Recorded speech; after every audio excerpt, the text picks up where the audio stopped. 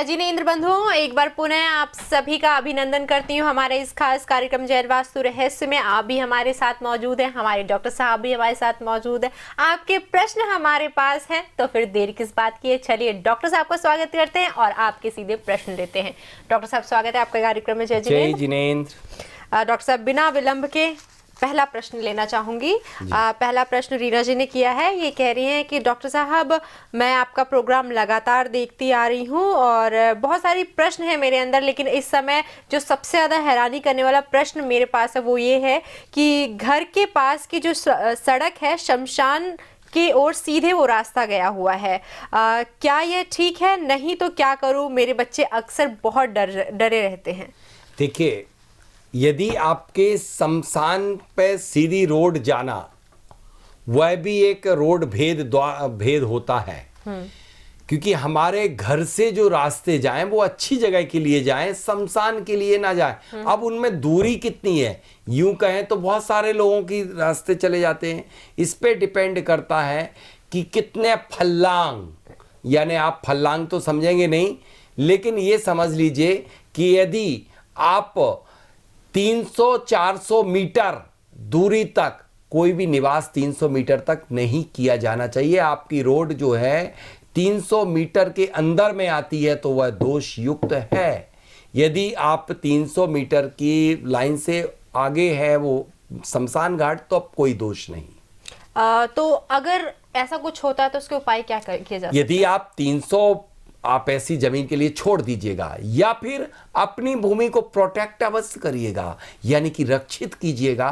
पूरी तरह से मरकरी की कीलों से कीलित कीजिएगा। मरकरी के पिरामिड डाल दीजिएगा चारों कॉर्नर में, और चारों कॉर्नर में मरकरी के स्वास्तिक डाल दीजिएगा, जिससे कि उस घर में, उस स्थान पर कभी भी व्यंतर बाधा, भूत प्रेत इत्यादि, शमशान इत्यादि ना प्रवेश कर सकें। जब तक यदि आप नहीं करेंगे तब तक आपको कभी ना कभी कोई ना कोई भयभीत करने वाली बाधा बनी रहेगी। जी डॉक्टर साहब, रवीश जी का अगला मेल है। ये बोल रहे हैं कि मेरी फैक्ट्री कुछ समय बहुत अच्छी चलती थी, कुछ समय बाद ठप रहती है। क्या इसका कारण कोई वास्तु दोष है? अक्सर आपने इस प्रश्न के हालांकि कई बार उत्तर दे चुके। मैंने तो अनेक बार दिए हुए फैक्ट्रियों से संबंधित कि पहले आपकी फैक्ट्री अच्छी चलती थी, अचानक चलते चलते फैक्ट्री या अचानक चलते चलते व्यापार की गति का रुक जाना किन किन बातों पर निर्भर करता है। या तो फिर आपने किसी भी अंदर की अंतरंग संरचना में कोई मूलभूत परिवर्तन किए हैं, या फिर आपने कोई रंग का परिवर्तन किया है, या वस्तु या मशीन का स्थानांतरण किया है। ऐसी स्थिति करने में निश्चित रूप से चलते चलते व्यापार की गति रुक जाती है। या फिर इससे ऊपर होता है कि कोई निगेटिविटी उस व्यापारिक स्थल पर आ चुकी है, जिसके कारण भी कभी कभी किसी मशीन में अनायास टूट फूट होना शुरू हो जाती है। तो इसके लिए मैं एक ब्रह्मास्त्र देता हूं कि अर्थिंग सिस्टम होता है।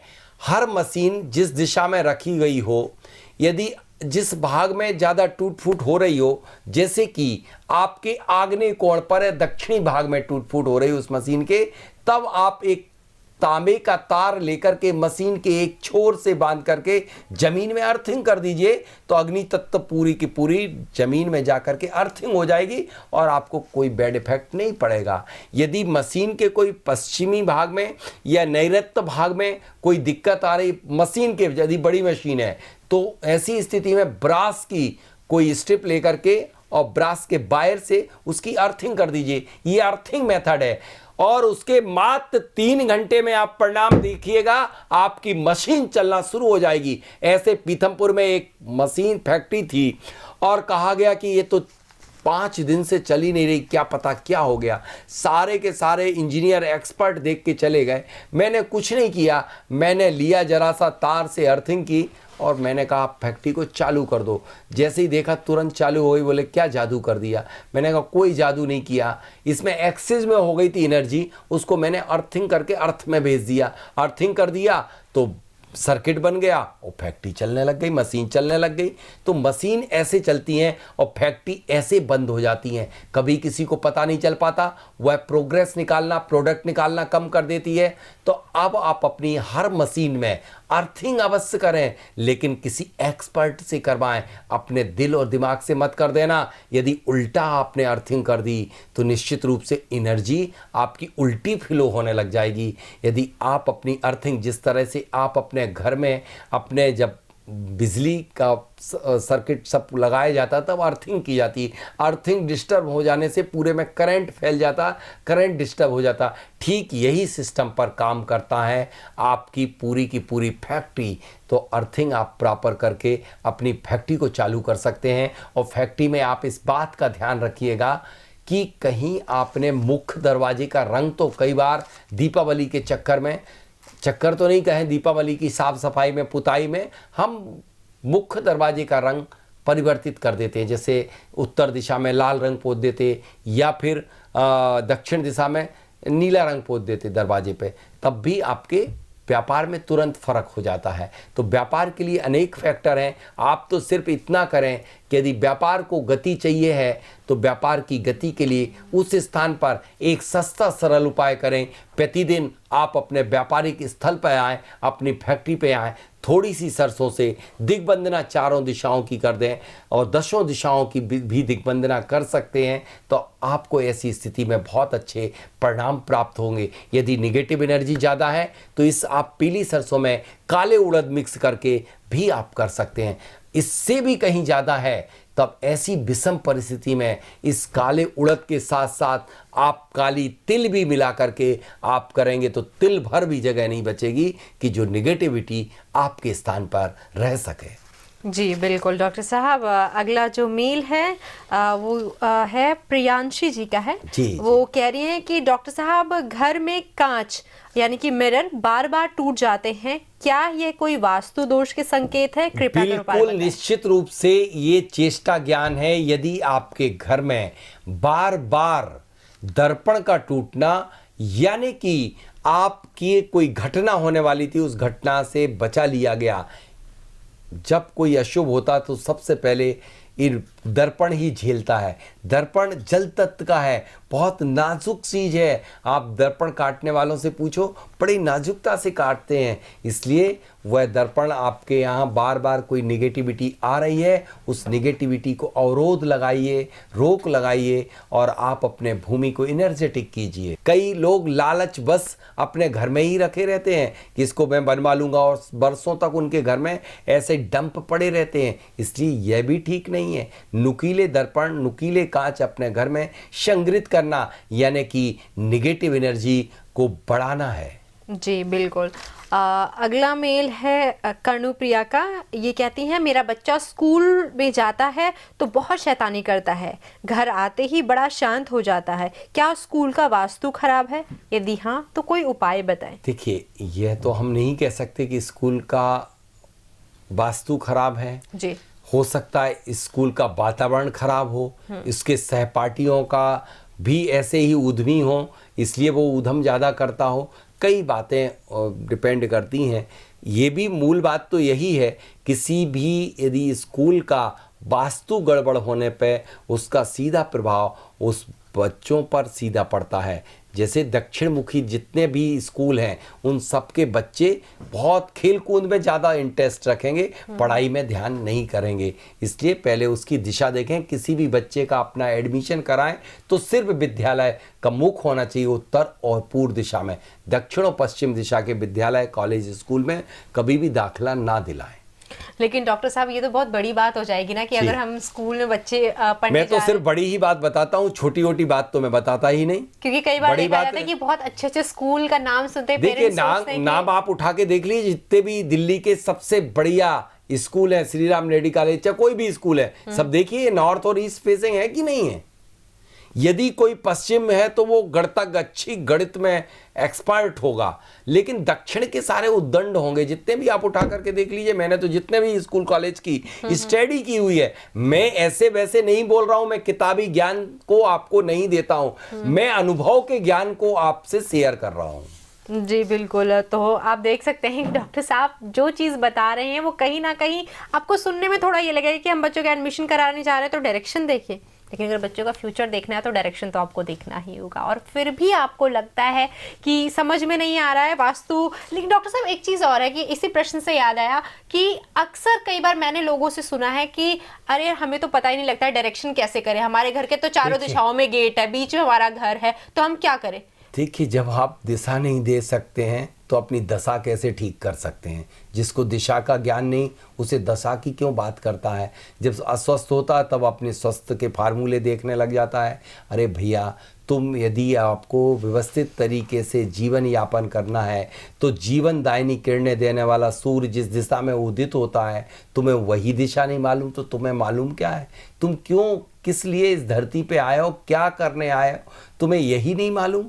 इसलिए बेसिक जिस घर पे रह रहे हैं, जिस जहाँ पर व्यापार कर रहे हैं, उसकी दिशा आना बहुत आवश्यक है। जी बिल्कुल डॉक्टर साहब, अगला प्रश्न भी दिशा के संबंधित ही है।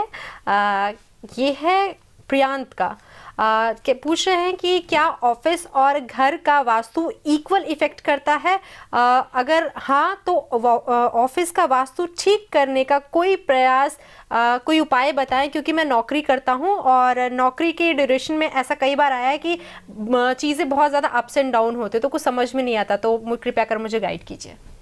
ठीक है, घर का वास्तु और व्यापारिक स्थल का वास्तु, घर के आइटम अलग होते हैं। घर में शयन की आवश्यकता होती है, व्यापारिक स्थल पर शयन की नहीं होती, तो बेडरूम कैसे बनाया जाएगा। व्यापारिक स्थल पर या फैक्ट्री स्थल पर या ऑफिस स्थल पर अपने सिर्फ आपके अपने दिमाग के कौशल को उपयोग करना है। तो ऐसे स्थान पर कि आपको कहाँ बैठना है, किस दिशा में बैठना है, कोई भी वस्तु को रखना कहाँ रखना है। और घर की वास्तु में अलग बातें होती हैं, कहाँ आग जलना है, कहाँ पानी रखना है, कहाँ शयन करना है, कहाँ ड्राइंग रूम, और ऑफिस में कहाँ मीटिंग करना है, कहाँ पर ऑर्डर करना है, या कहाँ पर आपको फिनिश गुड रखना है, कहाँ रॉ मटेरियल रखना है, कहाँ पर आपको फाइलें रखना है जिससे कि कई कोर्ट केस चल रहे होते, उन फाइलों को कहाँ रखना है जिससे कि कोर्ट केस जल्दी से निपट जाए। यदि आप गलत जगह पे कोर्ट केस की फाइल रख दोगे तो नहीं। ऐसी ढेर सारी बातें होती हैं और यही बातें प्रभावी होती हैं। दोनों की मतलब स्थितियों में अंतर है कि किसको क्या कार्य करना है, उस दोनों की कार्य पद्धति अलग अलग है, इसलिए सबके प्रभाव उस पर। यदि घर में गलत जगह शयन कर रहा है तो ऑफिस में बैठे हुए व्यक्ति को भी उसके गलत शयन करने का भी दुष्परिणाम भोगना पड़ेगा। जी चलिए अगला मेल लेते हैं। नेहा शर्मा का है, ये पूछ रही है क्या आर्टिफिशियल ज्वेलरी और रियल ज्वेलरी पहनने में कोई फ़र्क पड़ता है, क्या आर्टिफिशियल ज्वेलरी पहनने से कोई वास्तु दोष होता है।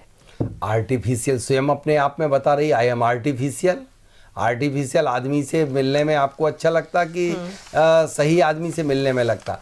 आर्टिफिशियल ज्वेलरी पहनना कदापि ठीक नहीं है, लेकिन आज क्या करें, आज सारी जो ओरिजिनल ज्वेलरी है वो घातक बन चुकी है। लेकिन कम से कम जो व्यक्ति परमानेंट रूप से, जैसे कि नाक कान गले में जो ज्वेलरी 12 माह पहनता हो, उसे आर्टिफिशियल ना पहने, बल्कि लाभ की जगह हानि हो जाती है। मैंने देखा है कि आर्टिफिशियल जितनी भी ज्वेलरी रही, कई लोगों ने धारण की, जब मैंने कॉपर रॉड से देखा तो वह एंटी क्लॉकवाइज घूम गई, यानी कि वह ज्वेलरी उनके लिए बहुत ज़्यादा नुकसानदायक थी और वह धारण किए हुए हैं, इसलिए उनके लिए कई रोग हो गए। इसलिए ऐसी ज्वेलरी ना पहने। जी डॉक्टर साहब, अगला मेल आया है पुनीत का, ये कहते हैं कि डॉक्टर साहब मेरे भाइयों से नहीं बनती है, क्या करूं, मैंने कई मकान भी बदल लिए हैं, सोचा वास्तु दोष है लेकिन कोई समाधान ही नहीं मिल पा रहा है।